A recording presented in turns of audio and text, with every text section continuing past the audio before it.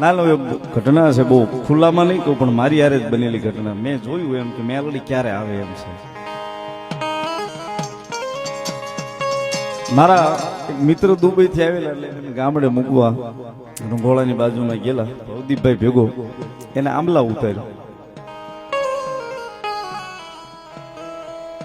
અને આસાર સરિતા લાગી ગયેલી. ગાડી બીજાની, ખબર નહીં હોય એમાં શું હોય આપણને.